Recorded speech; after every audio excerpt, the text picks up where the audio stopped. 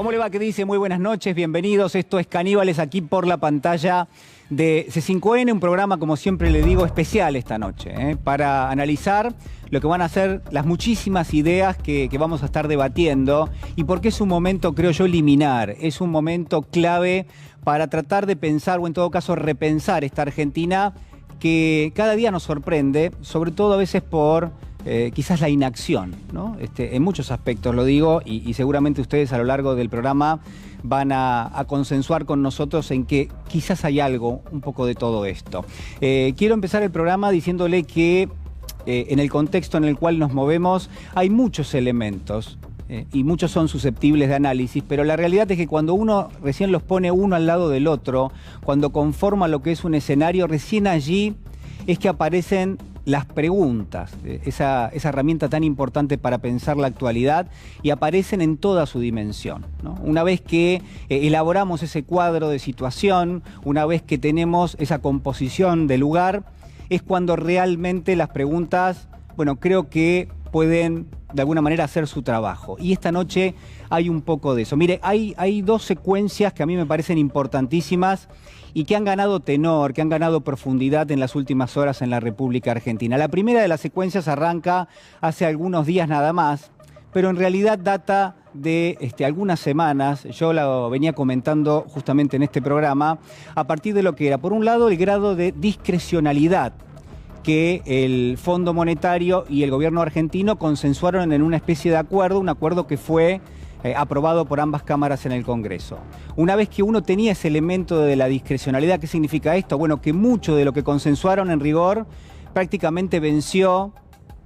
¿Por qué? Bueno, porque los datos que están en ese acuerdo de alguna forma ya no se adaptan a la realidad, porque las dinámicas que empiezan a operar en el precio de la energía, en el precio de las materias primas, tampoco tiene una correlación directa con lo que se pactó con el Fondo Monetario. Bueno, una vez que eso quedó, vamos a decir, viejo en términos del acuerdo, uno ahí podía llegar a pensar que quizás el Fondo Monetario iba a llegar a la Argentina en esa especie de revisión anticipada que había trazado con nuestro país para cambiar las metas que había fijado. Es decir, darle a la Argentina la oportunidad de volver a renegociar el acuerdo con metas distintas, quizás digamos, no tan exigentes con el gobierno argentino. Pero allí salió el Fondo Monetario a decir, miren, la verdad, las metas están y van a quedar, lo único que vamos a hacer es repactar las políticas para llegar y conseguir esas metas. Y entonces la gran pregunta que nos hacíamos en este programa hace ya varias semanas es, bueno, ¿cuáles van a ser esas políticas?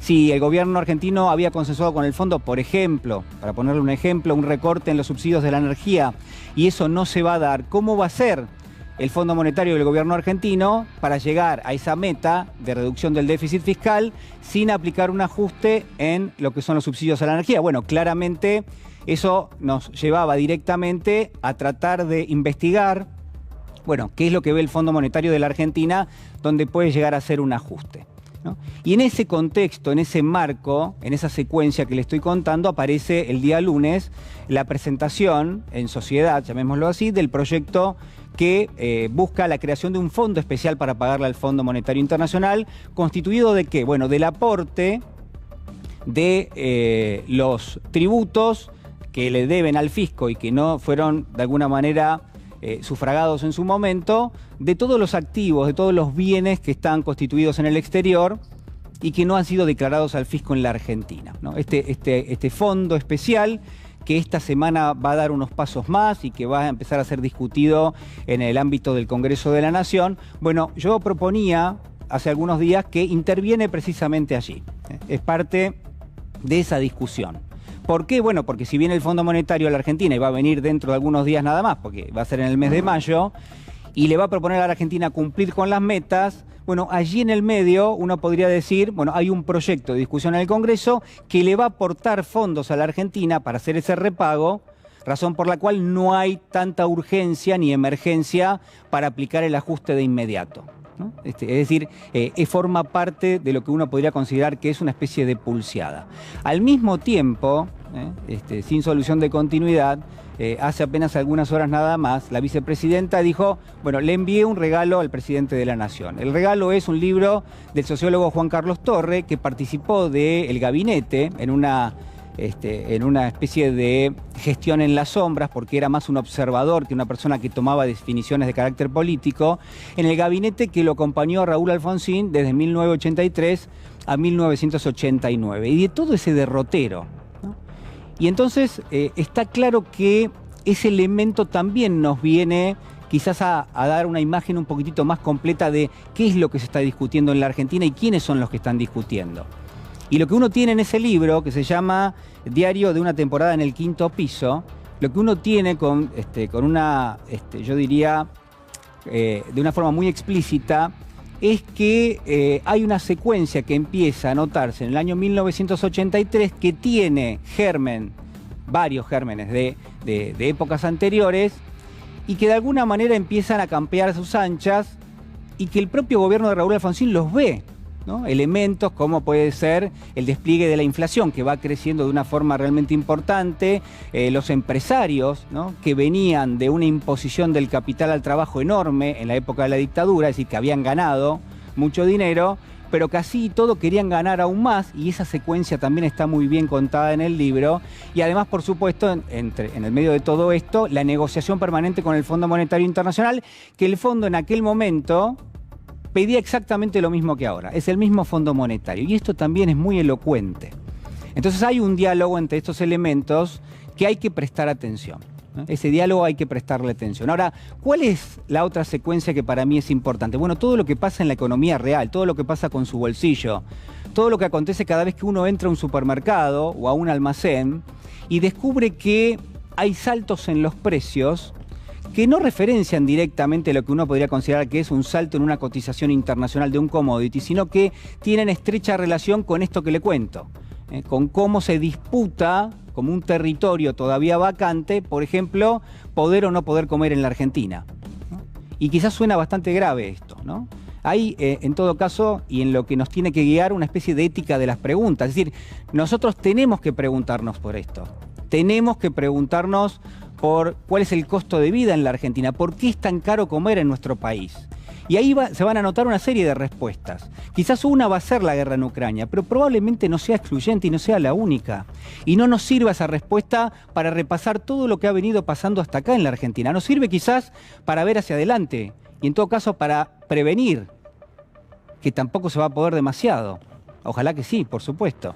Pero lo que tenemos es eso. Ahora, hay dos datos que para mí llaman muchísimo la atención y si usted los junta, bueno, para terminar, es realmente preocupante. Uno es, a ver, el dato de pobreza, señor director, ahí lo tenemos, esto se conoció esta semana, 37,3%. ¿Bajó la pobreza? Sí. ¿Uno puede aplaudir esta dinámica? Bueno, yo diría que sí, es decir, bajó la pobreza, 1 millón de personas menos es pobre en la Argentina, la fotografía es al segundo semestre del año pasado. Pero está claro que, a ver, ¿qué es lo que pasa con esto? Bueno, lo que pasa es que la fotografía es vieja, primero. Segundo, lo más probable es que la pobreza haya subido en el primer trimestre de este año, producto del salto que han dado los precios y no así los salarios, ¿no? A pesar de algunas discusiones que se están viendo y que a mí me parece que de alguna manera son pequeños compartimentos, son compartimentos estancos, donde el gobierno y los ministros hacen su tarea, pero en todo caso no tienen una visión de conjunto y esto también es bastante preocupante. Escúchelo, por ejemplo, al ministro de Trabajo, a Claudio Moroni. Nosotros lo que estamos viendo es que las negociaciones paritarias están funcionando adecuadamente, aún con esta inflación alta. O sea, el tema es que a veces uno mira en la negociación paritaria el número anual y no mira el número, la frecuencia de ajustes o cuál es el ajuste inicial. Claudio, a ver, Moroni lo que dice es, bueno, las paritarias funcionan, bueno, hay que aplaudir que está el mecanismo de las paritarias, a mí me parece que sí, pero está claro que el gobierno no puede hacer caso omiso a lo que viene pasando en la Argentina, no ahora, no este año, no el año pasado, a lo que viene pasando sistemáticamente y donde lo que está más claro es que los salarios en términos reales han perdido 20 puntos, 20% durante el mandato del expresidente Macri, que eso no se recuperó nunca y que ahora el peligro es que sigan perdiendo, producto de varios factores, entre ellos de la guerra en Ucrania. Claro, cuando uno revisa los datos, vamos a ver, señor director, esto, que son los datos de los salarios, uno ve que, bueno, los salarios subieron 3,8, esto fue en el mes de enero, perdieron contra la inflación por segundo mes consecutivo, después sí hay un crecimiento, pero sobre todo los salarios a los cuales hace referencia Moroni no son estos, son los del sector formal, el sector privado de la economía, y claro está, no es lo más representativo de nuestro mercado de trabajo. No es lo más representativo. Entonces, si yo le digo a usted que en los últimos días, le voy a dar algunos precios, por ejemplo, no sé, la harina saltó 20%, los lácteos subieron 7% en los últimos días, 19% los huevos, 7% las carnes, 6% las verduras y las bebidas, 4% los aceites, 4% las frutas. Son cifras que en general uno las está viendo en otras partes del mundo de incrementos interanuales, es decir, que si uno compara un año, un mes contra otro mes de un año respectivamente, se encuentra con estos saltos. Pero estos no solamente es mensual, a veces son de 15 días nada más. Es decir, que hay una inflación que está desbocada. Sume a ese dato el crecimiento económico de la Argentina, que fue el año pasado de 10,3%, un salto enorme, por encima de lo que se preveía. Y ese dato también juega, porque claro, uno podría decir, está creciendo la economía, y esto es bastante familiar de algunos ministros del gobierno, que lo que dicen es, viene trepando la economía, viene subiendo, no hay que interrumpir esto, tenemos la expectativa de que esto genere un bienestar para toda la sociedad. Pero uno se encuentra con ese dato y después se encuentra inmediatamente con el dato de pobreza, que si bien bajó a fines del año pasado, lo más probable es que en el primer trimestre de este año trepe nuevamente, y estamos hablando entre 17 y 18 millones de personas. Entonces, ¿cuál es la pregunta que hay que hacerse? Primero, si funciona este modelo económico. Segundo, si con crecimiento económico sirve para bajar los niveles de pobreza que necesita la Argentina. Por ahí sirve para bajar niveles de pobreza, pero no de una forma rápida, de una forma contundente y no en la dimensión que lo necesita nuestro país. Este modelo por ahí sirve, lo repito. De hecho, otro de los interrogantes que la verdad que carcome y mucho y que duele es cómo hace la Argentina para tener semejante nivel de pobreza y tener un desempleo de 7%. Entonces hay algo más que está fallando. ¿Qué está fallando? Bueno, que alguien que consigue trabajo, bueno, no puede hacer frente a una canasta básica, y entonces hay otros mecanismos y ya quizás la falla no es tan económica, quizás es un poco más política. Y entonces acá la pregunta es, bueno, ¿cuáles son las salidas? ¿O hay una sola? Algo de esto decía el ministro del Interior, Guado de Pedro, cuando planteaba que hay discusiones adentro del gobierno nacional en torno a este tema. A ver, lo escuchamos. Como el Fondo Monetario generó una discusión dentro del frente de todos, esta es otra de las discusiones que se vienen dando, donde no hay coincidencias, ¿no? Nosotros vemos ese segmento de la sociedad con mucha preocupación y entendemos que hay que encontrar una forma para garantizarles que los salarios siempre le ganen a la inflación, ya sea con políticas activas en función del salario o con políticas mucho más contundentes en la cadena de valor. Bueno, está planteado, ¿no? Daría la sensación de que hay varias herramientas para utilizar, de que hay varias formas de encarar esto, de que el gobierno incluso está proponiendo una, cuando digo el gobierno digo la Casa Rosada, porque evidentemente hay un sector del oficialismo que piensa que de otra forma se puede salir de esta situación. Pero la Casa Rosada lo que propone es justamente lo que estuvimos viendo la semana pasada, una reunión entre la CGT, quienes conducen la Unión Industrial Argentina, la COPAL, por ejemplo, una reunión entre empresarios y sindicatos también, la idea de que en una mesa, en una especie de concertación, donde todos estén allí de alguna forma dispuestos a ceder un poco, uno puede obtener algún tipo de resultado. Lo que pasa es que el tiempo corre, la emergencia es realmente ostensible y a todas luces esto, quizás uno podría decir, ya se quiso poner en marcha, ya se probó de esta manera en los últimos meses. La pregunta es si esta vez quizás termine funcionando. Dos o tres preguntas le dejo nada más antes de ir a la mesa. La primera, ¿cómo va a ser la Argentina en este contexto para negociar con el Fondo Monetario Internacional y al mismo tiempo tratar de bajar la inflación y mejorar el poder adquisitivo de los salarios? ¿no? Suena complicado porque lo que quiere el fondo no es lo que busca el gobierno y a su vez lo que busca el gobierno no es lo que busca todo el gobierno, ¿no? Entonces, daría la sensación de que el escenario que se nos viene encima es bastante complejo y daría también una idea bastante acabada de que la decisión hay que tomarla ahora y de una forma realmente contundente, ¿no? Digo yo, tomar una definición de política económica en este sentido. Por otro lado, le mencionaba recién la idea de la concertación, digo, ¿funcionará o no? ¿Y concertación a qué? ¿Cuál es el consenso sobre el cual hay que avanzar? Y por último, y en especial, bueno, ¿cuáles son las herramientas, vamos a estar hablando de este tema, con las que cuenta el gobierno nacional, sobre todo para ponerle un freno a la escalada de precios y también al mismo tiempo para ponerle un piso más alto rápidamente a los salarios en la República Argentina? Hay, creo yo, ideas que están ahí dando vuelta y que son importantes y hay herramientas para ponerlas en marcha. Y creo que hay voluntad política también. Con lo cual, bueno, esperemos que el escenario que se nos viene encima por lo menos no le pegue a aquellos que siempre terminan poniendo la otra mejilla, ¿no? A aquellos que son los que terminan pagando lo que es un escenario realmente muy, muy complejo. Acompáñeme, señor director, me voy a la mesa. Pero buenas noches, ¿cómo están? Buenas noches. Las y los caníbales.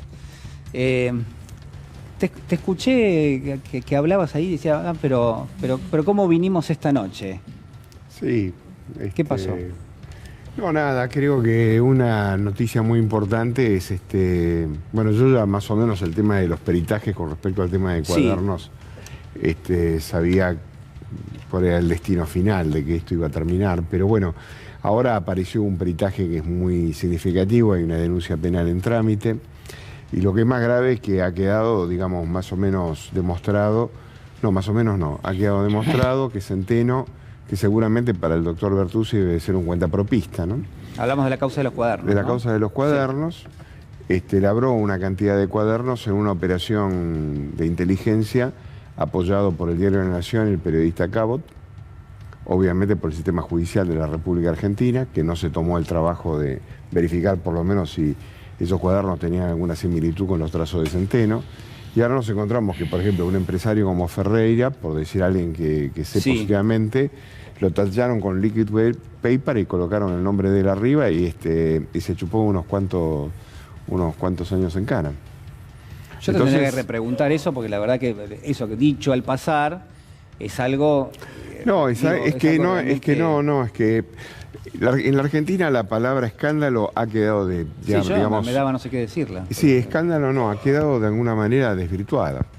Porque viste que cuando uno utiliza mucho las palabras y constantemente nos encontramos un escándalo en otro, finalmente las palabras pierden la virtualidad, ¿no? Nietzsche decía que menos mal que tenemos arte para soportar la verdad.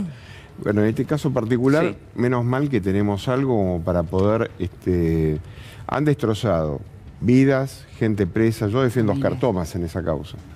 Y Oscar Thomas estuvo preso 6 meses en la cárcel y lo único que pudieron ponerle es que no encontraban que no hay cohecho en el hecho de él, sino simplemente como integrante de una asociación ilícita a un hombre que fue el que puso en valor y terminó Yacyretá. O sea, lo que hicieron estas personas no tiene nombre. Bueno, después vamos a hablar de eso. Después vamos a hablar, el doctor José Manuel Ubeira. Natalia Salvo, buenas noches. ¿Cómo buenas va, doctora? Noches, Julián, ¿cómo estás? ¿Qué dice? Pensaba en que la derecha es una agenda, tanto en términos jurídicos como económicos, y escuchaba lo que vos, las evaluaciones que hacías respecto de lo que dijo el ministro de Trabajo, y digo, con una proyección inflacionaria de más del 50%, la pretensión con un salario caído del 20%, de la paritaria en un 40%, me parece que es justamente la rueda del hámster. El salario va a seguir perdiendo, pero hay otra cosa más para reivindicar la negociación colectiva. Sí.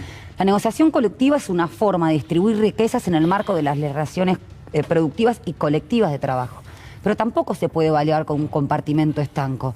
Puede funcionar maravillosamente, pero si por el otro lado tenés un conglomerado económico que en distintos productos básicos de la canasta sigue remarcando precios, ese mecanismo es insuficiente si no actúa el Estado. Úrsula Vargas, ¿qué tal? Hola, muy buenas noches. ¿Cómo estamos? Un poco harta, digo. Bien, es bueno porque creo que acaso hay un club, ¿no? No, de verdad, digo, un poco harta el tema es una combinación, ¿no? Primero, te escuchaba atentamente y recordé, le escuché la entrevista al ministro de Trabajo, Moroni. Yo no lo podía creer lo que estaba diciendo. Una entrevista que hizo Roberto Navarro, ¿no? Sí, exactamente. Sí. Y la verdad que lo primero que pensé fueron las palabras de Cristina Fernández de Kirchner, de funcionarios que no funcionan, con gente que hoy trabajando es pobre y no puede llevar la comida a la mesa. Escuchar al ministro que te tiene que representar, decir no voy a hacer nada porque la verdad es que el salario todavía le gana a la inflación. Digo, es una desesperación escuchar a un ministro que te diga eso. Yo pensé que, de verdad, creí que le iban a pedir la renuncia después de sus dichos. Pero bueno, pasa y después al ratito, de nuevo, vamos a sentarnos a hablar, vamos a ver si hay un consenso, a ver si nos ponemos de acuerdo. Con lo cual, yo creo que no hay mucha voluntad política, no coincido en eso, en terminar con ciertos funcionarios que evidentemente están ahí. Feletti es nuestro héroe en esto, pero no puede él solo. Y la verdad que me sentí muy desesperada por gente que conozco y las que no, de escuchar a un ministro que te tiene que defender, que diga que hoy el salario le gana a la inflación, cuando hay muchísimos trabajadoras y trabajadores que no tienen un solo trabajo, tienen dos y aún así no pueden comer las 4 comidas de todos los días. A mí me hace ruido, obviamente en un gobierno nacional y popular, el ministro de Trabajo tendría que ser alguien contemplativo de la situación social, uno entiende. Ahora, también creo que es el rol de los sindicatos, ¿no? Plantarse en la mesa y decir, miren, la verdad que con esta negociación no llegamos porque la misma dinámica nos va siempre superando. Sí, y además hablan de salarios en blanco, cuando casi la mitad de la población es monotributista. Sí. Una cosita, para hacer un paralelismo, porque Cristina hablaba justamente de este libro, la situación económica y las discusiones palaciegas existentes en los 80. Hay algo que es muy similar y que tiene que ver con el reformismo, digámoslo así, o el posibilismo. Sí, el libro está lleno de reformismo, digamos. Lo que uno nota es eso. La dictadura militar, o sea, después de la dictadura militar, la ley de negociaciones o de procedimiento de negociación colectiva y de asociaciones sindicales recién se repuso en 1988. Ese es un dato también de color. Pedro Peretti, buenas noches. Buenas noches, ¿cómo va? Bueno, lo que no funciona para mí es el modelo. La Argentina debe cambiar su modelo de producción de alimentos, es inexorable. Y siguen dando vueltas sobre el mismo modelo, juntarse con la COPAL, con la CGT y a dialogar. Y evidentemente eso ya no funciona y no va a volver a funcionar. Acá hay un nivel de concentración monopólica en los alimentos que es altísimo. Sí. Y además, agregarle un dato que pasó bastante desapercibido, que es el siguiente. Nosotros crecimos en el 2021 crecimos al 10.7. Bajamos la desocupación a 7 puntos.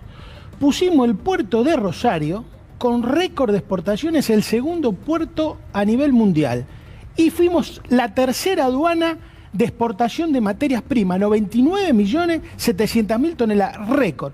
Quiere decir que este modelo, basado en la exportación, con bajo salario, no soluciona el problema del pueblo argentino. Acá lo que necesitamos es un modelo que no cuide solo a las empresas, que también cuide a la familia y a las personas, porque evidentemente acá hay un problema central. El otro tema, hay una gran confusión en el gobierno y en una parte de la sociedad, como que el diálogo lo soluciona todo.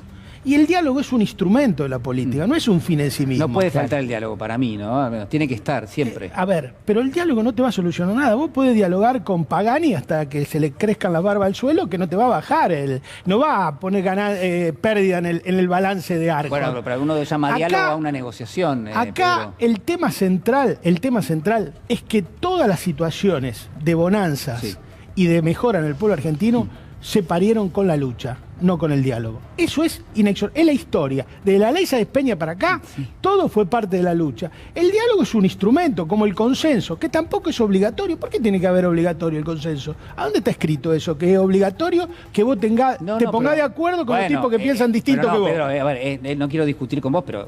Bueno, pero discutamos, hemos venido para eso. El consenso tiene que estar, creo yo, es como una especie de primer puerto. Digamos. Vos decir, vamos a tratar de llegar a un consenso. Si no está el consenso, bueno, ahí... Pero hace 2 años que estamos tratando de consensuar algo. A ver, no sé si el gobierno lo ve de la misma manera. Tomemos la pala de Ubeira. ¿Y qué consenso podemos tener con Milei y Espera? Bueno, ya está en el estudio Amado Vudú, ya está Artemio López. Lo que quiero es que todos veamos el siguiente informe. A ver. Un periodo largo en donde la pobreza venía aumentando, la pobreza empieza a bajar. No hay dato para celebrar con la pobreza hasta que no lleguemos a que no haya un argentino o una argentina pobre, y no es una manera de decir, digamos, por lo menos a que no haya una cifra razonable, si vos me querés decir, de bueno, es ese núcleo de pobreza estructural que vamos a tardar muchos más años. ¿Cuál sería el número que dejaría conforme Alberto Fernández al final de su mandato? No sé si hay un número que te deje conforme. Yo lo que te digo es que he trabajado en temas sociales toda mi vida, y vos sabés que cuando se llega a determinada pobreza, hay un núcleo de pobreza estructural más difícil 20, 25. de sostener, digamos. No, muchísimo menos. No, te estoy hablando de lo que es la pobreza estructural, que no podés desarmar porque por cuestiones hasta de vivienda. Bueno, esa pobreza estructural no la pudo desarmar ni Cristina. Claramente marca la gravedad de la situación argentina. Bajó un poco la pobreza respecto de la medición anterior, porque hubo mucha inyección de dinero en el último, esto está midiendo el último semestre del año pasado, claro. Más actividad económica, más empleo, y como se decía, se desaceleró el tema del aumento de los alimentos. No es lo que está pasando ahora. Enero, febrero y marzo han sido meses muy fuertes en la suba de alimentos. Está claro que tenemos varios problemas, pero el principal es la inflación. Es altísimo. Altísimo. Es altísimo, es altísimo. Digamos, o sea, de todas maneras, lo que te digo es la cifra de hoy, que es altísima y que no es para celebrar, sí indica que estamos en el camino correcto, sí indica que es 1 millón menos de pobres. Sentarnos a una mesa, contarnos qué nos pasa, hagamos una suerte de terapia de grupo y encontremos una solución en conjunto dialogada. Pero démosle una oportunidad al diálogo. Sin políticas de Estado, sin acuerdos amplios, la Argentina no tiene futuro. Si seguimos en la idea de la Argentina dividida, fracturada y peleada, vamos a avanzar y retroceder sistemáticamente. Tenemos una inflación que son 30 y pico, 40 puntos de inflación, son responsabilidad nuestra. La Argentina tiene esta inflación hace ya 15 años. Está claro que la inflación es el principal problema de la Argentina y que tenemos que discutir cualquier propuesta que se plantee terminar con la inflación en la Argentina. En ese escenario, a mí me parece que hay propuestas mejores. Yo estoy, de hecho, trabajando en un proyecto de reforma monetaria para la Argentina, que implica toda una reforma de la Carta Orgánica para asemejarse a la independencia que tiene Chile, Perú, Colombia, Brasil, Uruguay, Paraguay, Bolivia, permitir que de alguna manera se termine la inflación en Argentina. Esto es un blanqueo encubierto. Esto se llama la ley Daniel Muñoz. Pero yo pensé que Lustó tenía un poquito de mayor altura para la discusión. Si vamos a la chicana, yo puedo decir que en realidad podría llamarse la ley Gianfranco Macri. El hermano del presidente blanqueó 37 millones de dólares. Y esto también es para generar un consenso social. Hasta acá está perfecto. Concretamente, técnicamente, yo lo analizo como un blanqueo y me parece extraordinario. No es un blanqueo. Porque les da la posibilidad de, pagando, incorporarse. Es un mecanismo para hacer una recuperación rápida, pero el objetivo aquí no es el blanqueo. Bueno, son muchos los elementos para la discusión. Amado Vudú, buenas noches. ¿Cómo estás? ¿Qué tal? Buenas noches. Bueno, hablábamos de precios, hablábamos un poco de lo que pareciera ser una dinámica que yo iba a proponer al aire. ¿Podría no resolverse en el corto plazo? Es decir, ¿podríamos quedar atrapados en esa especie de túnel, viste cómo se dice, del túnel del tiempo? ¿Podemos quedar atrapados en esta dinámica donde la Argentina crece, el desempleo es bajo, pero la pobreza sigue alta y donde el poder adquisitivo no recupera? Mira, se habla tanto del consenso y es una palabra que empieza a tener la necesidad de que le busquemos su sentido semántico, ¿no? Yo creo que por consenso lo que se pone es la negación de la política. Sí. Porque, en definitiva, la sociedad está constituida de conflictos. Sí. Y si no, miremos lo que está pasando. Argentina crece un 10% y, sin embargo, las grandes mayorías no logran participar de ese crecimiento. Hay un endeudamiento y es probable que las mayorías, por este camino, lo terminen pagando. Sí. Entonces, hay que entender que la sociedad está constituida de conflictos y no hay que esconderlos, hay que ponerlo arriba de la mesa para poder resolverlos. Y el tema de los precios tiene que ver con esto, tiene que ver con los oligopolios y tiene que ver con la macroeconomía orientada a suponer que hay una situación en la cual no hace falta resolver conflictos. Porque si no, consenso termina siendo que hay que hacerle caso a los que más tienen. Como en el tema de la deuda. ¿Qué es confianza cuando te hablan de los mercados? Y que hagas lo que quiere el acreedor. Entonces, un país necesita otro tipo de definiciones políticas. Y a partir de eso podemos entender el funcionamiento de toda la economía. La verdad es que hace 2 años venimos diciendo que hace falta un shock distributivo. Y en la circunstancia actual, donde ha habido crecimiento, eso se nota mucho más. Argentina no tiene posibilidad de tener un crecimiento sostenido y sustentable si no es a partir de su mercado interno. Si no, va a ser un país donde cada vez son menos los que están conformes consensualmente con lo que sucede y las grandes mayorías tienen que estar mirando desde afuera la solución. Y la discusión sobre la inflación es importante, pero más importante y muy pegadita es discutir sobre los ingresos del conjunto de la población. Artemio. No, estoy totalmente de acuerdo. Acá hay un problema de precios y un problema de ingresos. Imagínense que Argentina creció 10 puntos y la pobreza bajó 3. ¿Qué va a pasar cuando crezca 4? O sea, nos vamos a estancar en un nivel de pobreza absolutamente inelástico. Acá hay que modificar el patrón distributivo. No puede ser que la gente esté con los salarios que existen. Hoy leía sobre la canasta básica alimentaria. Para el trimestre que analizamos 37 puntos de pobreza. La gente tiene un ingreso medio de 47.000 pesos, los hogares bajo la línea de pobreza, y la canasta está en 75.000. Pero eso no es nada. Los trabajadores formales privados hoy tienen un salario promedio de 107.000 pesos. Por eso cuando dice, el salario le ganó por 2 puntos a la inflación en el 2021. Sí, bueno, pero la dispersión salarial en Argentina ¿qué salario? Es tremendo. ¿Qué salario le ganó? El 50% de la masa salarial la toma el 20% que más gana. Pero ¿cómo es el mercado de empleo en la Argentina? Digamos, hay una parte muy que es informal. ¿Cómo bajó el desempleo?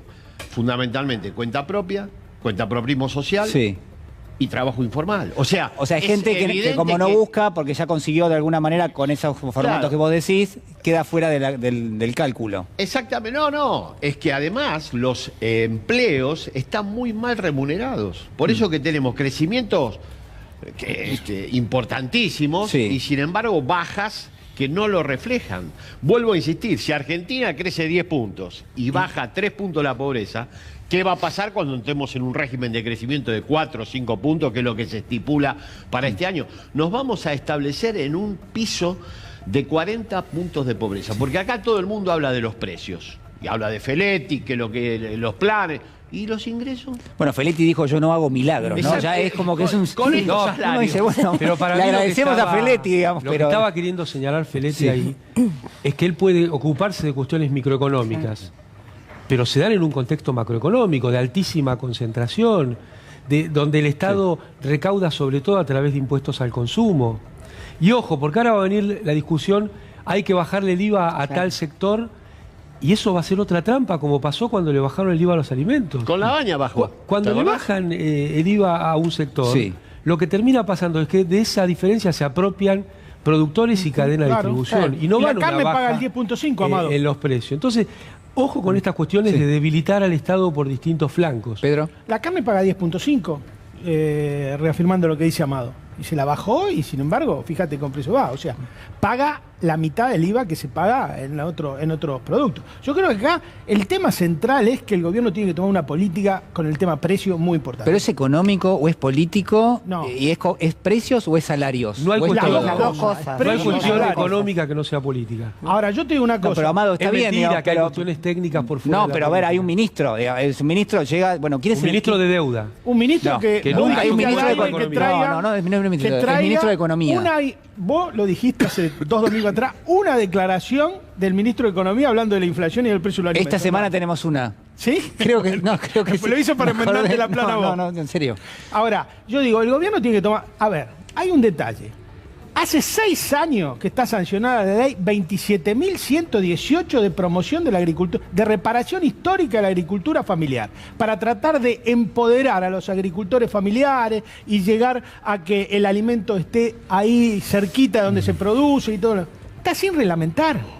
Pero Pedro, hace 3 años que estamos en el gobierno. Eso que vos marcás está perfecto. Pero digo, la verdad es que en algún punto las empresas están en todos lados, funcionan en todos los países. Solamente acá se quieren quedar con la cuota más importante del mercado. No, acá se lo permite el Estado.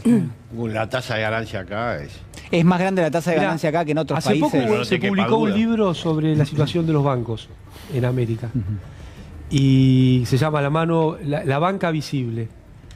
Y ahí están las tasas de ganancia, porque en Latinoamérica están instalados los bancos europeos. La banca local fue prácticamente diezmada.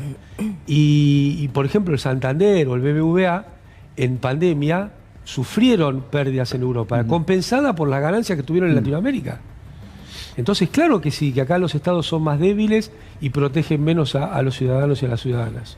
Lo que pasa es que, bueno, a ver, uno es cierto. Pero estos son datos concretos. No, está bien, digamos, pero a ver, la expectativa. Yo de vuelta, digamos, traigo de vuelta la pregunta. ¿Es económico? ¿Es político? Si es político. Es esencialmente político. Bueno, si es esencialmente político, ¿de qué índole? ¿Cuáles son las herramientas que tiene que tomar el gobierno? ¿Estamos hablando de qué? ¿De qué es una medida de carácter económico? Capacidad de asumir el conflicto como parte de la administración política de un país tan desigual. Asumir que el conflicto es inevitable y es estructural. Que la polarización famosa no es producto de ningún temperamento, es producto de que efectivamente acá hay dos modelos en pugna porque uno quiere excluir a 20 millones de argentinos. Eso hay que asumirlo como algo estructural que no se puede resolver con buenos modos. La gente no se entiende hablando en torno a una mesa. Ojalá fuera así, pero acá no pasa. Tenemos pruebas fehacientes, ¿no?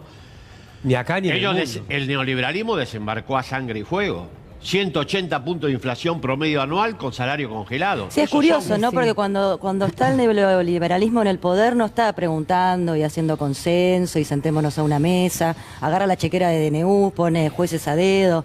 Digo, hacen lo que se les canta y cuando viene un gobierno nacional y popular andamos pidiendo permiso para absolutamente todo.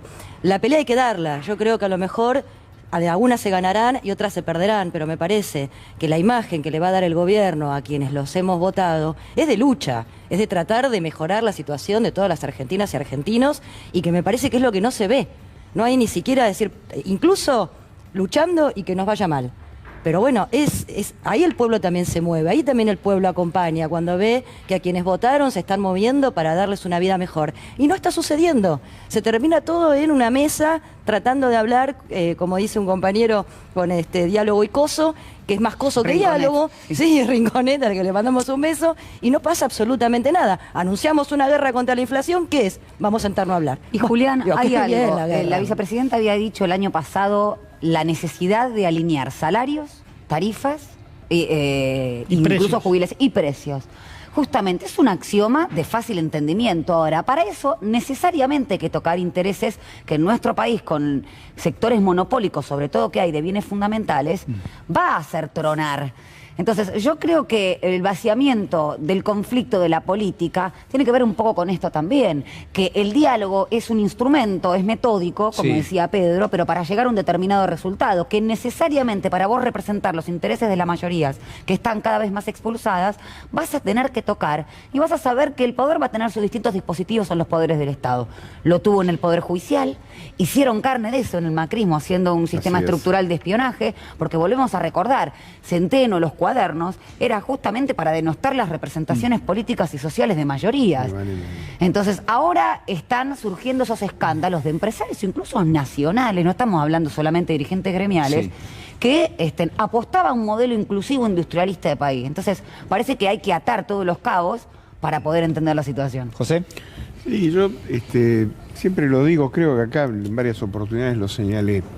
En verdad, los sistemas democráticos y republicanos, aún la fundación del sistema liberal y democrático republicano, como es el caso de Estados Unidos en 1776, cuando uno lee los padres fundadores de los Estados Unidos, hablan de que el sistema republicano y democrático y presidencialista es un sistema sumamente severo, donde la concentración del poder está específicamente en aquellos que han sido elegidos para ser representados.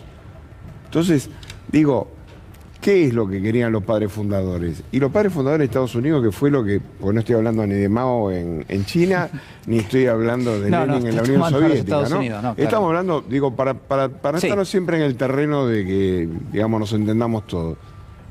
Pero es una violencia. O sea, todo el sistema está basado en que la institucionalidad está por encima de cualquier hombre y que el presidente de la República toma determinado tipo de decisiones y cuando eso no se respeta es a sangre y fuego. Entonces, digo, Kennedy cuando quiso implementar la ley con respecto al tema de las escuelas y el tema del racismo, mandó la Guardia Nacional para que entraran en el estado de Alabama y acompañar a los alumnos negros para que pudieran concurrir a clases. O sea, no es que fue y se sentó en una mesa y dijo, bueno, somos todos hermanos, nos queremos todos, a ver, ¿qué te parece a vos?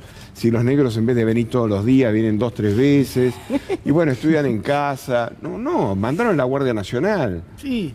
O sea, digo, vos cuando, bueno, las decisiones de Roosevelt tomadas después del desastre del 30, dentro de los Estados Unidos fueron pero durísimas y una enorme violencia. El tema del antitrust, el tema de los monopolios y cantidad de cosas. La banca. O sea, ahí se separaron los bancos de inversión de los bancos comerciales, cosa que hasta Reagan no cambió. Pero esto es lo que quiero decir, la creación de los bancos centrales es de los conservadores. Y no me canso de decir que la Junta Nacional de Carnes y de Granos son de los conservadores. Juntos se crearon. Entonces yo lo que no puedo entender, mucho más allá, digamos, de los trebejos de los detalles técnicos de la economía, que no es mi métier y no me voy a opinar de eso, lo que me parece es que en algún momento determinado alguien se tiene que sentar a gobernar. Pedro, y después quiero presentar algo. No, la Junta Nacional, el Banco Central se creó en 1935, lo que eran los gobernadores. Y la Junta Nacional de Grano y la Junta Nacional de Carne en 1932. Y las juntas reguladoras precedieron a eso. ¿Cómo puede ser que nosotros no tengamos junta reguladora por producto de la canasta familiar? De reguladora, no cadena, que es una cosa distinta. La cadena es una cosa, la Junta Reguladora es otra. En la Junta Reguladora el Estado regula. Dicen, miren muchachos, la harina va a costar tanto, el trigo va a costar tanto y hacemos esto. Totalmente. Digo, no hay otra manera de anclar los precios acá que no sea con una Junta Reguladora por producto. Bueno, ¿cuál es la discusión que se da hacia adentro del Frente de Todos? Sé que hay una dinámica también que mira a la oposición política, pero hoy daría la sensación de que la oposición o no tiene ideas para aportar, o en todo caso está esperando su momento, que vamos a ver cuándo es. Es que mejor no le puede ir. No, pero digo, está yendo bárbaro. No, pero a ver, claramente digo, no tienen hoy autoridad moral para decir absolutamente nada del tema inflacionario, está clarísimo. Sí, bueno, avisales, porque... No, bueno, porque sí, opinan. No, pero no, a ver, sí está también, creo yo, en marcha una serie de programas económicos, se lo ve a Melconian trabajando. Bueno, dejá.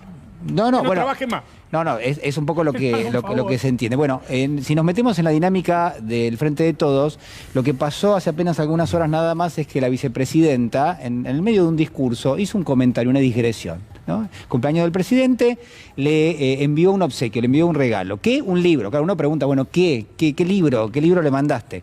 Se llama Diario de una temporada en el quinto piso, lo escribe Juan Carlos Torres, sociólogo, parte del equipo que acompañó a Raúl Alfonsín en su momento, y bueno, el libro la verdad que es una delicia porque está contado como una especie de diario, pero la realidad es que hay que sumar los elementos, yo decía al comienzo del programa, el contexto en el cual de alguna manera fue escrito y también el contexto en el cual lo dijo la vicepresidenta. A ver, lo vemos.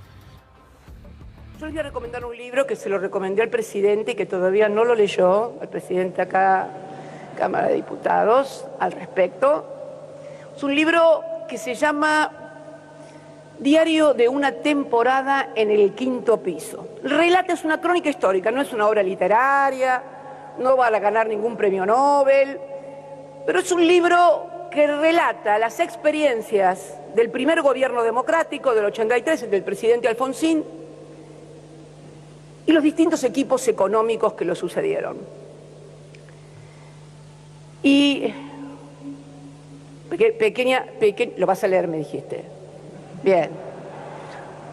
Hoy se lo mandé de regalo al presidente para que después la vocera nos diga que no le regalo nada del cumpleaños, ¿viste?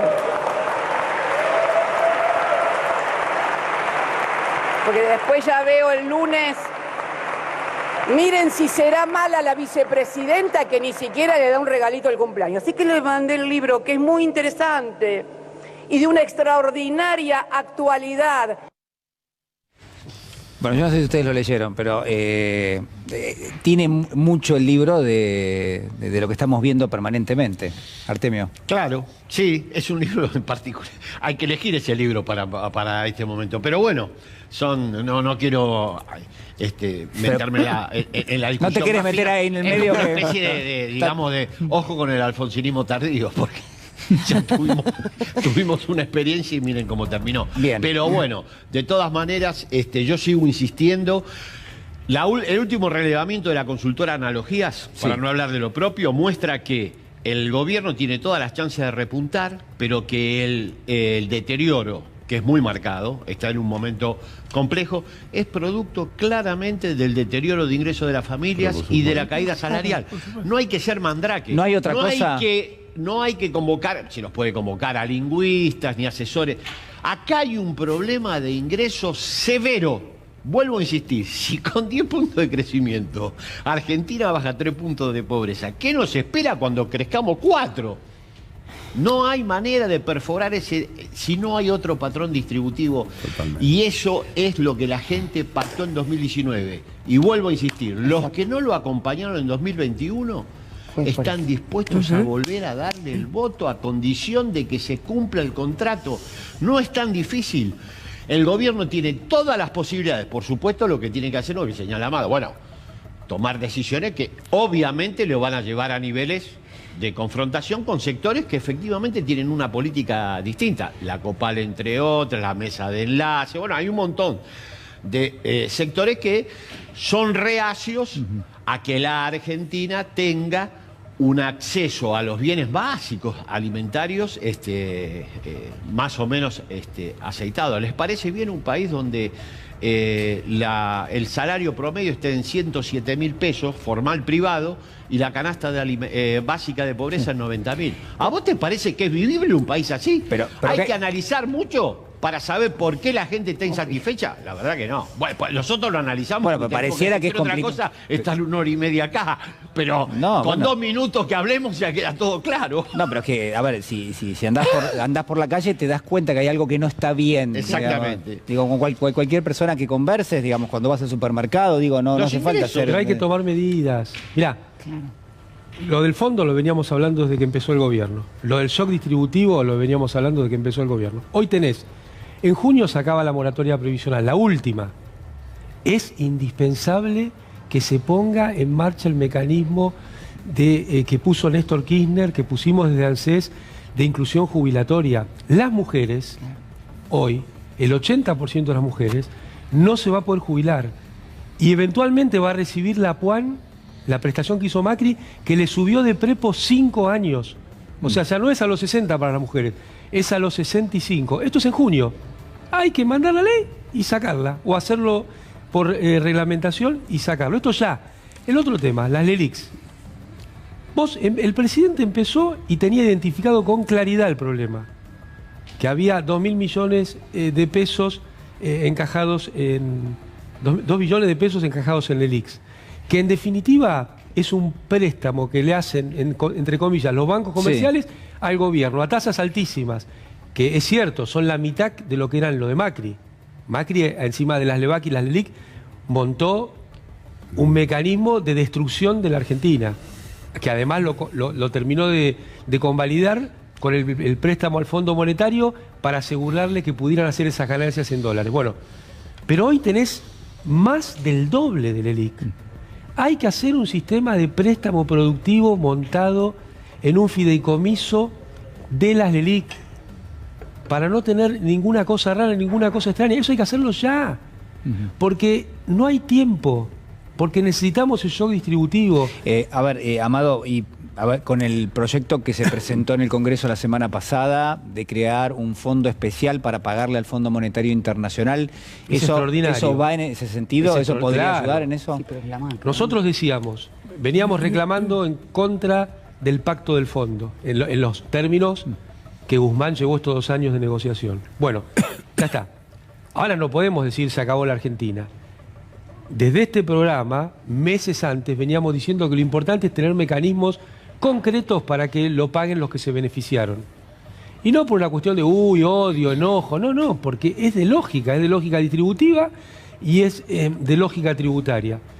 El proyecto que se presentó, que todas las senadoras y senadores del Frente de Todos acompañaron, va en ese sentido. Y va en ese sentido en términos económicos, porque realmente lo van a pagar quienes tengan capacidad contributiva, pero también en términos políticos y en términos simbólicos. ¿Por qué políticos? Porque le da sentido a la palabra unidad. Venimos discutiendo el tema de la unidad en abstracto.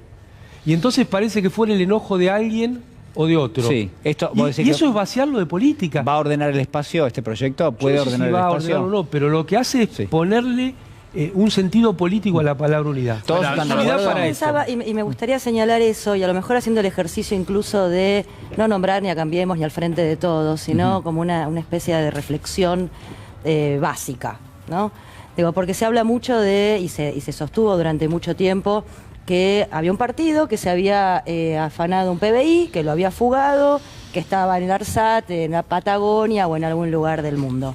Y por otro lado, teníamos a otro partido que era democrático, rico, no roba porque ya tienen dinero y son serios y coso. Ahora bien, ese partido que se fugó un PBI con una chorra a la cabeza, es el que presenta un proyecto de ley para ir a buscar a evasores, a fugadores y traer lo que se pueda para pagar al FMI. Y tenés al otro partido que es serio, que no roba porque son ricos, defendiendo quejándose evasores. de que no pueden ir a buscar a los evasores.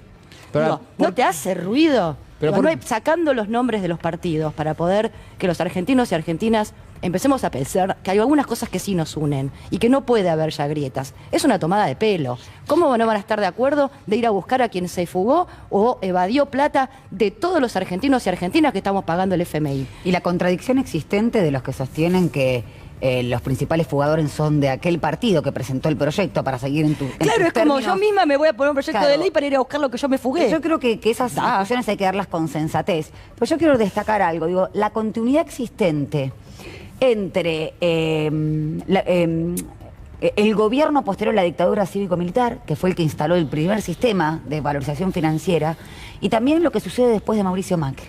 Digo, hay resultados similares. Y me parece que esa similitud hay que ver por qué. Digo, lo que decía Artemio, a ver, del salario se te come un 30% la canasta básica, otro tanto las tarifas y demás. Es básico ver por qué el descontento de la gente. Me parece que va por ahí, porque siempre decimos, bueno, estas discusiones son excesivamente técnicas, cómo llega o no llega la gente. Bueno, acá está el tema, el descontento y esos 4 millones de votos que siempre señala Pedro y que se perdieron en 2021, es porque se le desordenó la vida a la gente. Sí, Nati, pero esto, si se lograra, digo, seguramente no va a tener que ver con que puedan comer mejor o cambiar hoy. Pero sí es una lucha ganada. Vamos a ir por los fugadores y evasores que se pidió esto. Totalmente. Y es por moral. Eso digo, ¿cuál es la similitud que hay entre el 80 y pico y la década de los 80 y ahora? Bueno, justamente, no caigamos en la circunstancia, ahora otro tema, un momento político, ¿no? Donde se había reinstalado, idea fundamental, el pacto político y la conservación de la democracia. ¿No está pasando lo mismo ahora? Digo, la recuperación económica y el centralizar la puja distributiva en el salario es central. Hay que simplificar la discusión en ese sentido. Me parece. Sí, me parece que para, digamos, tirar queroseno al incendio, sería interesante saber que el juez Augusto Fierro de Córdoba tiene a su estudio la cuestión, digamos, de las retenciones y los amparos presentados. Que en el caso de que lo resuelva en forma negativa para el gobierno nacional, el gobierno queda literalmente desfinanciado. Sería un golpe de Estado formidable para todo el funcionamiento económico de la República Argentina. Porque no se sancionó el presupuesto. Entonces sería un desastre. Bueno, eso lo venimos alertando desde hace bastante tiempo, esa situación, que es muy compleja y yo creo que parte de la cuestión destituyente del punto de vista político se articula a partir de lo que llamamos el campo. Yo creo que hay un sector que está decidido, pero decidido a que no terminemos el mandato en el 23. Yo creo que eso hay que tomarlo, como dice el doctor, hay que tomarlo con mucha seriedad, porque creo que hay un camino hacia ahí que es muy, muy peligroso. Y es muy importante, además, que este proyecto lo militemos. No que quede en un proyecto parlamentario, sino que para darle sentido a la unidad que plantea Amado, lo militemos en la plaza, hagamos juntas firmas, realmente, porque es un proyecto muy importante, porque va a permitir mejorar la situación económica de la Argentina. ¿Por qué? Porque si esa parte va para pagar la deuda, el crecimiento va a ir para mejorarle la calidad de vida a la gente, que es lo que tenemos que plantear nosotros. Y el 25 de mayo, cuando venga el fondo, la Plaza de Mayo tiene que estar llena. Esa es la manera que tenemos para negociar con el fondo, no hay otra. Digo, el diálogo, muchacho, el diálogo es un instrumento, no es un fin de sí mismo. Te podés sentar hasta el día de que quiera con el fondo. Sabiendo, Pedro, que el fondo quiere otro gobierno. Claro. El fondo, el campo, Alberto la COPAI quieren otro Fernández, gobierno. Para el fondo es un obstáculo. Claro. Seguro. Totalmente. Es un problema. Por eso que hay que defender tanto la figura del presidente, darle volumen y sostenerlo. Porque efectivamente es una herramienta que hoy disponemos los sectores populares, los sectores, el ciudadano de a pie. Porque no solo el campo, por supuesto, el campo, los sectores que se apropian del nombre del campo. Sectores financieros, sectores mediáticos, sectores judiciales, pero el Fondo Monetario quiere otro gobierno, y lo han dicho con todas las letras. Bueno, el gobierno que justamente le pagó esa cantidad de dólares, ¿no?, para mantenerse, y que aún así no logró mantenerse en el poder, el partido del Fondo, y se votaron a favor, la oposición acompañó. Digo, más obvio no se consigue. Que voten en contra de la. Pero vos fíjate, ¿no?, cuando se dice muchas veces, bueno, lo posible o lo no posible. Sí. A partir de este proyecto que se presentó, pasa a ser posible pagarle antes al fondo. Y así se genera lo posible. Lo posible no sale de un repollo. El fondo tendría que estar de acuerdo con este proyecto e impulsarlo, podemos decir. Debiera. Si parte del fondo es pelear contra las guaridas fiscales. De su discurso público, al menos. De hecho, uno de los... Es difícil de creerle. Sí. Porque hay países que son importantes accionistas del fondo que tienen paraísos fiscales dentro de sus estados. Claro. Pero ese es el discurso público. Entonces, cuando se dice, bueno, en tal época era más fácil, era más difícil, eso no es una cuestión estática, no es una foto, eso se genera. Entonces, yo creo que llena de unidad, llena de sentido a la palabra unidad. También te diría que a uno le encantaría ver que estos proyectos salen del Ministerio de Economía, porque es el Ministerio de Economía el que tendría que estar preocupado por cómo pagarle al fondo. Pero bueno, tenemos una fuerza política que es diversa y que tiene una fortaleza también en el sector legislativo. Entonces, el proyecto surge del legislativo. ¿Qué importa? Es bueno para la comunidad, es bueno para la Argentina. Hay que empujarlo muy fuerte y sacar ese proyecto adelante. Y si eso funciona, quizá te pueda sacar encima al fondo mucho más rápido. Y un tema muy importante, el Ejecutivo debe retirar del Congreso la ley de agroindustria. Porque si se sanciona esa ley, no es que van a aumentar los alimentos, van a volar a la estratosfera. Esa ley es una ley que empuja radicalmente el precio de los alimentos hacia arriba. Bueno, usualmente lo que se ve también es que los acuerdos con el Fondo Monetario son inflacionarios en general. Con lo cual, la historia marca eso. La historia marca eso. Con lo cual también hay una Pero además toma un detalle muy importante. El tema de la guerra, todavía no hemos medido exactamente el impacto en la economía. El presidente agrega 10, 12 puntos de inflación atribuible al tema de... Además lo que viene después de esto, vos pensá, ellos son grandes jugadores en trigo, grandes jugadores en maíz. En agroquímicos, grandes en insumos para agroquímicos. En insumos, en fertilizantes que nosotros le compramos. Girasol, porque ahora Rusia bajó la exportación de girasol. El 80% del aceite de girasol lo producen ellos. O sea que eso va a tener un impacto en el mundo y en nuestra economía que todavía no hemos merituado lo conveniente. A ver, ¿y qué pasa con la izquierda, no? Porque la izquierda tiene una posición y parece que tiene otra ahora. A ver, señor director, si podemos ver las declaraciones de Miriam Bregman. Es evidente que Argentina ya está atada al Fondo Monetario, que tal cual como está, ya no puede pagar. Entonces lo que dice la izquierda es que una vez más no la tiene que pagar el pueblo el ajuste. Yo te hago una pregunta, ¿por qué no la pagan los que la fugaron? ¿Cómo ve en ese sentido este proyecto que se presentó en el Senado de la Nación que pretende ir contra aquellas personas que tienen bienes no declarados en el exterior? Creo que en este caso estamos hablando de una estafa. Ahora, buscar la manera en que se paga... creo que no es correcto, que lo que hay que buscar es la manera en que se denuncia y se rechaza esa deuda. Insisto, ¿por qué a nadie se le ocurre que la paguen los que se lo fugaron? Si en el exterior hay 600.000 millones de dólares que se fugaron. Bueno, no, puede pasar de todo. A Cristina se le ocurrió. ¿Cuál de las dos? Pero ¿cuál de las dos, Miriam, te gusta más, no? Yo digo de que la izquierda es el campo nacional y popular. Fuera de eso, no hay izquierda. Hace acordar al debate por la UH, ¿no? También. Parecía, claro que supuestamente lo había imaginado otro sector y cuando lo pusimos en concreto, la realidad efectiva, como dice la marcha peronista, parecía que ya había que criticar. ¿Sabes lo que yo siento? Y eso que he votado muchos años a la izquierda y me siento... Vos has sido votante de la izquierda. Muy representada, con lo cual me duele mucho. Tu último voto creo que no fue... El último no, obviamente había que sacar... Había que sacarse la macridemia de encima.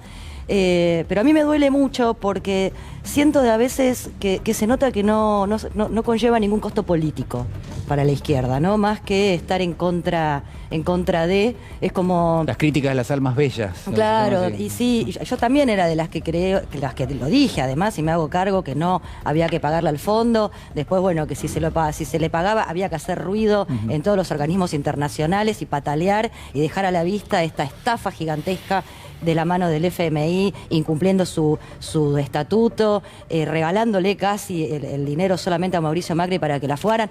Está todo bien, digo, ahora ya está, hay un arreglo. Bueno, vayamos a buscar a los que se la fugaron para pagarlo. Digo, no puedo entender que vote la izquierda igual que vota Milei o Espert. Me duele muchísimo y no le encuentro otra explicación que ser me opongo a todo porque el costo político no me lo llevo yo. Bueno, vamos a ver además una cosa no quita la otra, Julián, porque hay que seguir denunciando, hay que seguir reclamando, hay que seguir peleando, pero mientras tanto aparece un mecanismo para que no recaiga sobre el conjunto del pueblo el pago de la deuda. Bueno, hoy a ver, voy a cambiar de tema y después nos metemos nuevamente en este.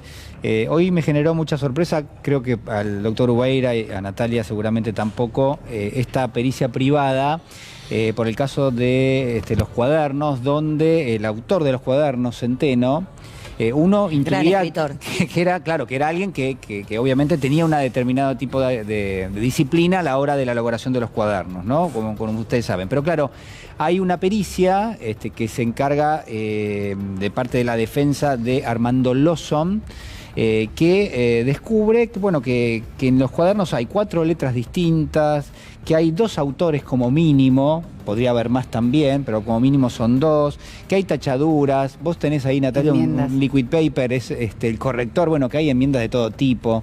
¿Qué es lo que pasó? Yo creo que es una operación de inteligencia para acabar con Cristina Fernández de Kirchner, y en el medio se cargaron a la burguesía nacional en materia de obra pública para reemplazarla por lo que ellos consideraban que podía ser las empresas norteamericanas. Que un poco fue, digamos, porque hay que hacer un poco de memoria, si no la gente no entiende, esto queda desenganchado, parece que estuviéramos hablando de unos cuadernos y de unos señores que son malos. No, no es así. O sea, sí son así, pero digamos, los cuadernos es una metáfora prácticamente. O sea, cuando Odebrecht hizo el aeropuerto de Miami, o sea, porque ellos son unos liberales bárbaros, pero resulta que Odebrecht hace el aeropuerto de Miami. Cuando hace el aeropuerto de Miami, y este aeropuerto lo hizo Odebrecht. Vos imaginate lo que debe haber sido para los maravillosos liberales norteamericanos que venga un brasileño o una empresa de alguna manera multinacional brasileña que le venga a hacer un aeropuerto en suelo propio. O sea que claramente dijeron, bueno, parece que la burguesía del patio trasero intenta de alguna manera colocarse en nuestro territorio. Y a partir de allí, bueno, empezó a funcionar esto que nosotros hemos visto. Acá no hay otra cosa que intereses económicos. Finalmente en Brasil pasó lo que pasó. Claramente lo del sufrimiento de Lula, el tema de Dilma Rousseff y lo que pasó acá en la República Argentina. Cada uno utilizando métodos. Allá utilizaron al juez Moro, que era juez y parte como para acabar con Lula. Y acá se inventaron, porque acá, digamos... Y los fiscales también allá en Brasil. Los fiscales también, pero acá somos ubérrimos en materia de capacidades fantásticas. Entonces apareció un hombre que evidentemente debe ser un agente de inteligencia, porque Centeno parece, yo le averigüé la catadura, quiero saber dónde está Centeno, vamos a instalar esta pregunta, me parece... ¿No se sabe dónde está? En Caníbales. No sabemos dónde está, yo nunca lo pude confrontar. Vivimos en un sistema que prácticamente Bonadío lo redujo al siglo XII. O sea, sabemos positivamente que hay unos cuadernos que en principio eran en fotocopias. Y para eso digamos, organizaron una enorme, digamos, una campaña mediática importantísima a través del Diario de la Nación, que se constituyó en el adalid de acabar con toda la corrupción kirchnerista y todo lo que ello significaba. De la mano de Stornelli y de el juez Bonadío. Y en base a eso, con fotocopias, cualquier estudiante de Derecho, no hace falta ser abogado, sabe positivamente que una fotocopia puede ser un indicio de la comisión de un crimen, pero vos no podés de ninguna manera procesar a nadie si es que de alguna manera el original no está. Claro. Entonces, cuando se dieron cuenta, porque debe haber algún listillo que en el final debe haber dicho, mirá que con la fotocopia no podemos llevar en cana a la gente, resulta que ahora los cuadernos se reatomizaron, Sí. porque este señor... Estaban quemados. Estaban quemados y resurgieron como el ave fénix. Pero aparecieron. Y en una oportunidad política muy importante, porque fue antes de las elecciones del 2019. Yo soy un Eso lego en materia también. de derecho, pero es increíble. No, pero al tercer día resucitó, y en este caso particular no tardó en el tercer día, pero un ratito después. ¿Y dónde apareció? En Vicente López, que está plagado de cámaras, como seguramente acá la amiga conoce, pero en el lugar donde se entregaron los cuadernos verdaderos, allí no había cámaras. Entonces, ahora los van a llevar al TOF 7, que los tienen guardados bajo 7 llaves, y ya tenemos la pericia hecha y qué sé yo, y yo la he visto, la ampliada, la verdadera, digamos, y es un escándalo.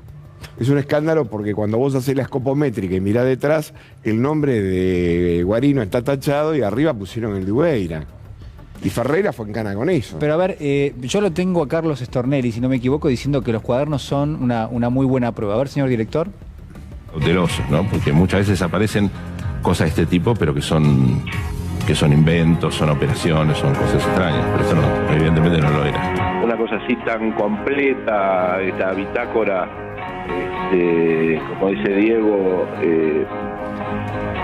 yo nunca lo vi y tengo casi 40 años en tribunales, ¿no? Y 25 de fiscal. Bonadío no iba a actuar si no estuviera la prueba consolidada y estuviera muy seguro de lo que hacía. Yo era consciente de eso. Chequeando y comprobando, yo tuve desde el primer momento la certeza de que eso era una prueba importante, una prueba buena. No dudó. No dudé. Había una música en medio, Sí, no muy sé de dónde extraño, salía. pero ¿Ustedes escuchaban? Además, sí, es buenísimo, porque se arrogó también el fiscal Stornelli y, bueno, fundamentalmente Bonadío, la competencia de la causa Cuadernos, porque se le presentaron, si mal no recuerdo, cabos los cuadernos, fue y se los llevó a la fiscalía, o sea... Sí, violaron todas las reglas del juez natural. El juez natural, Todo. Forum Shopping, todas las reglas, la vulneración de las garantías constitucionales estuvieron en la causa Bueno, el Cuadernos. juez Pero además, Bonadío era una violación del juez natural en sí mismo. absolutamente, digamos, pero ¿no? digo, Stornelli encontró unos cuadernos o cabos, después los encontró también. Es un verdadero escándalo jurídico, pero además esto que es fundamental, porque se habla mucho del relato, el relato kirchnerista. El relato que ellos instalaron en la justicia fue monstruoso y lo hicieron desvirtuando todas las reglas básicas del derecho.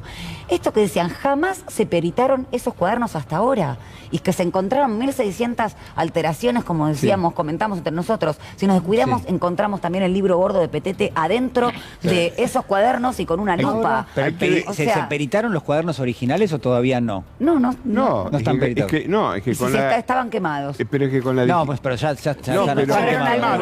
se pero... desquemaron, sacaron las cenizas de una parrilla. Ahora, y Pero con construyeron... el sistema, digamos, hago un aporte técnico. Con el tema, aporte técnico ninguno, quiero decir, lo que me cuentan. Sí. O sea, con el sistema digital hoy se puede determinar con bastante precisión, fundamentalmente lo que son los cambios de grafías. O sea, eso es una cosa elemental. Y la segunda es el tema de la sustitución de determinadas palabras por otras, porque aparte son groseras.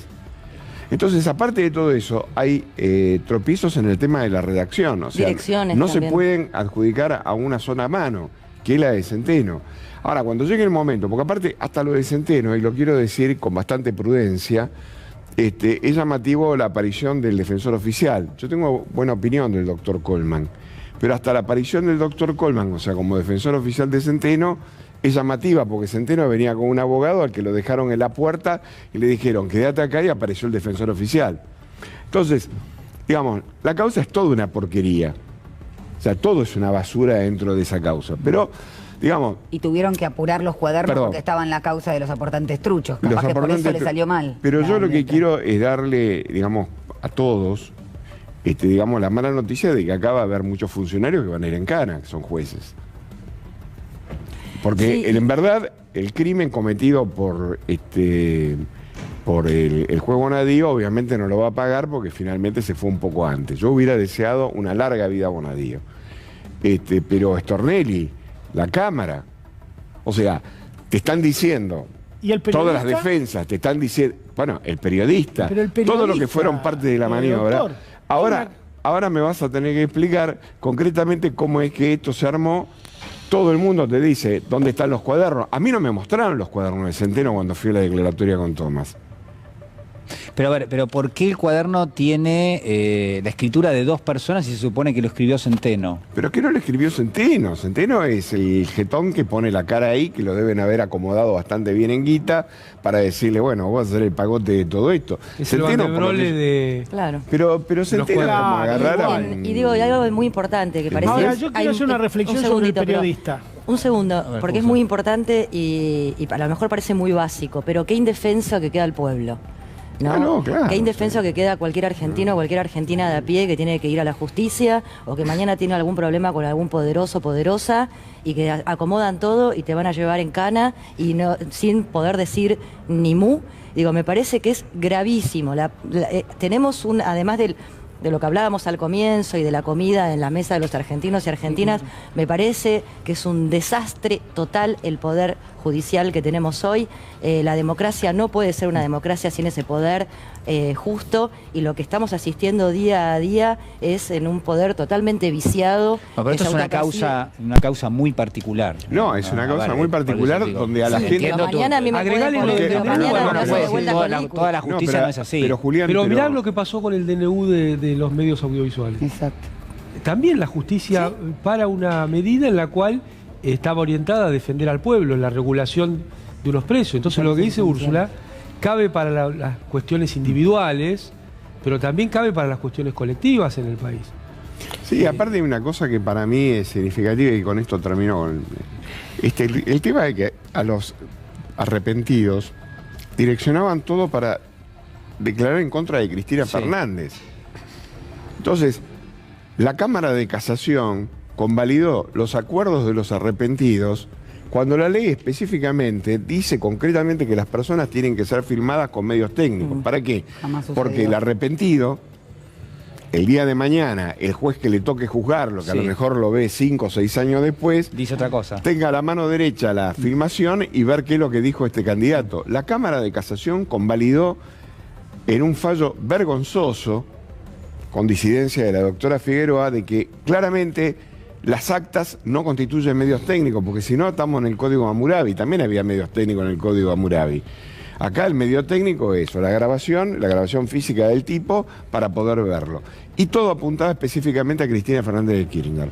Entonces, la verdad es que hay un tribunal oral que interviene, que es el Tribunal Oral Federal número 7, está con la causa parada desde hace un rato largo. Me imagino que esto va a ser una medida procesal que de inmediato van a tener que ponerla sobre tapete, porque vos no podés avanzar en un proceso con medio de prueba si te están diciendo que la base de ese medio de prueba es falsificado. Y el medio de prueba por el cual procesaron... Yo lo quiero ver a Centeno. ¿Dónde está Centeno? Porque hay que verlo, este tipo. En verdad, nunca lo pudimos confrontar.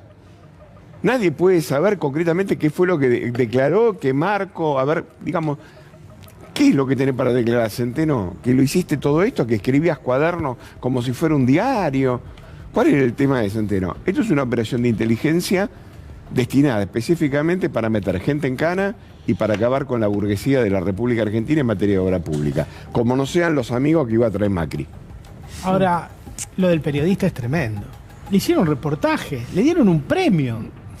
Claro, sí, por supuesto. Bueno, ellos se autopremian todo el tiempo. Pero ¿no? ¿con qué cara? No es un premio. A ver, se me caería la cara de vergüenza. Pero recibir un premio por... A ver, yo soy periodista, alguien me trae una prueba, bueno, digamos, digo, yo no sé si lo que está escrito ahí está bien o está mal, qué sé yo, digo, alguien me dice, mira, esto es una prueba. Ay, Julián. Pero vos tenés un fiscal... Julián, ¿vos tenés un fiscal que te va a recibir en su fiscalía? Probablemente no.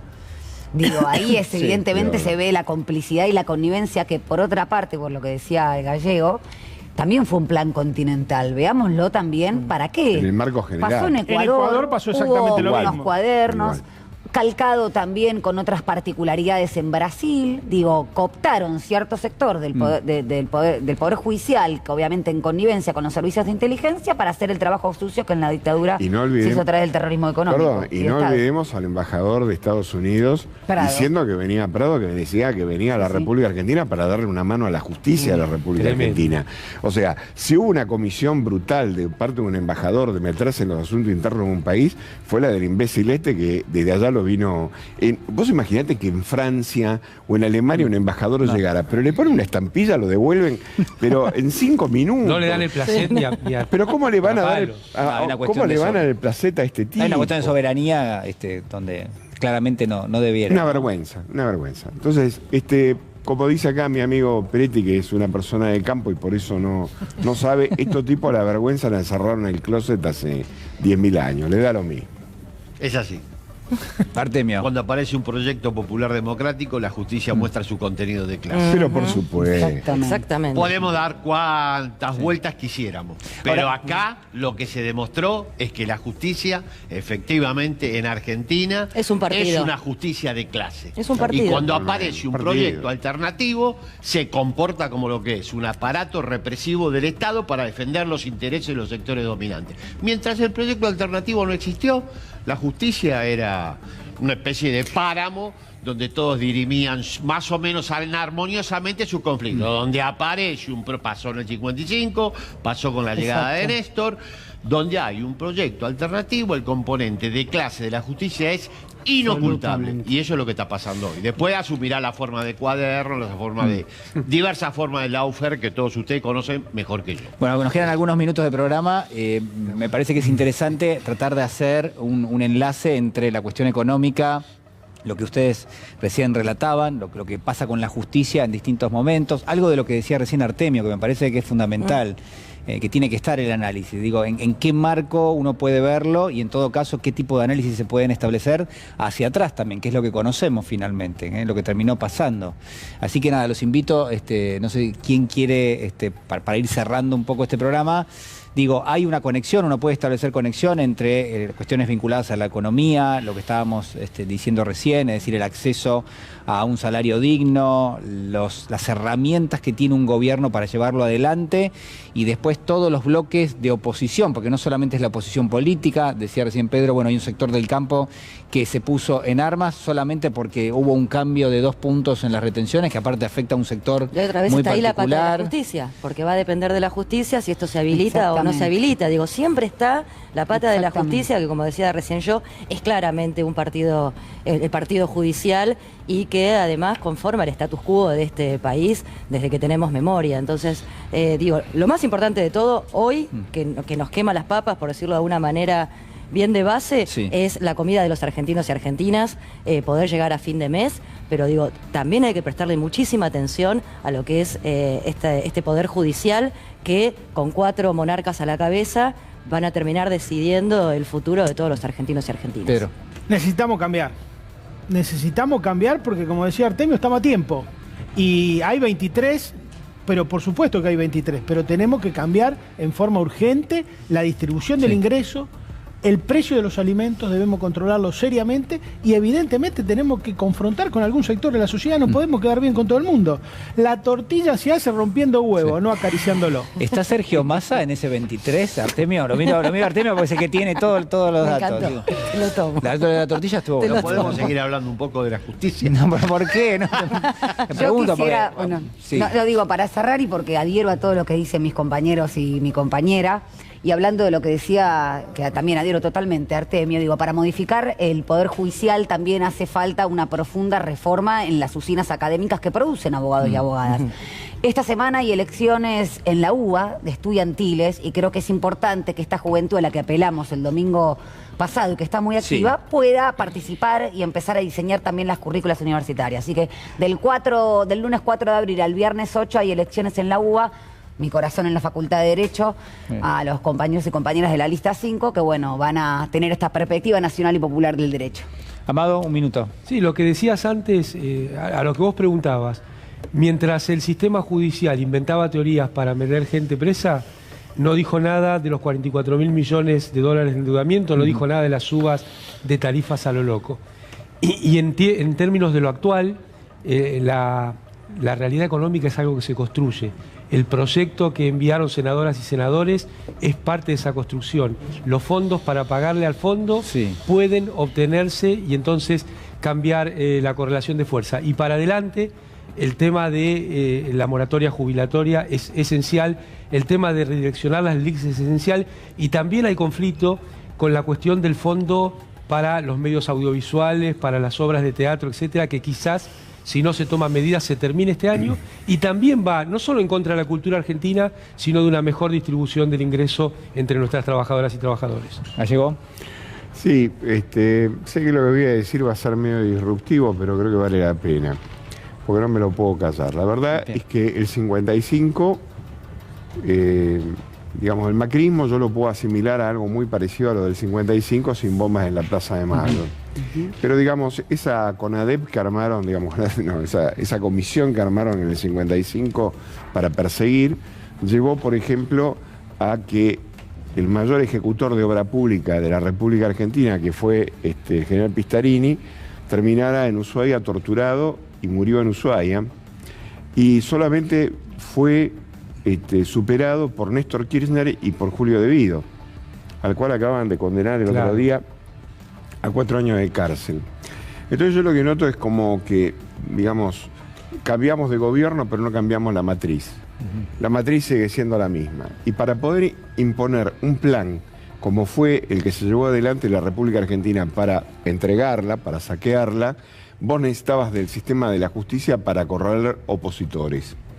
Entonces lo que me parece es que hoy estamos viviendo en un país en el cual decimos que gobierna Alberto Fernández, pero los que realmente detentan el poder son los mismos que estaban en el gobierno de Macri.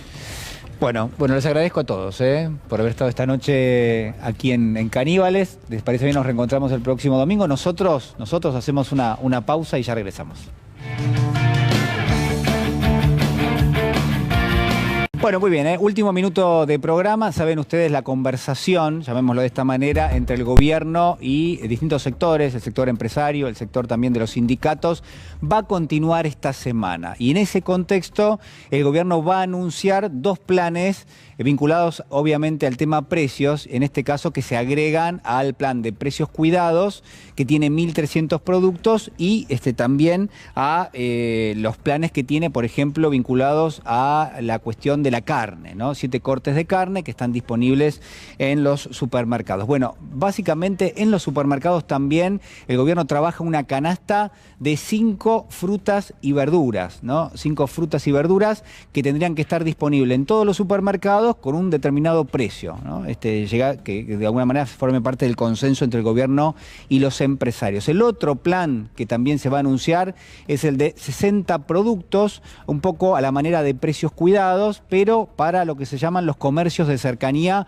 o los almacenes, que es donde allí adquieren sus productos, su canasta básica, más del 50% de la sociedad, ¿no? En ese punto, este es uno de los planes que se va a anunciar esta semana. El otro, le decía recién, tiene que ver con la canasta de frutas y verduras, muy pequeña, por cierto, pero bueno, es un inicio. Todo esto va a ser anunciado por Roberto Feletti, y en ese contexto también el gobierno que va a seguir con sus mesas de concertación, tanto con los sindicatos como también con los empresarios. Nosotros nos despedimos, ¿le parece bien? Nos reencontramos mañana con Recalculando a las 23, y si no, el próximo domingo 21:30. Cuídense, chau.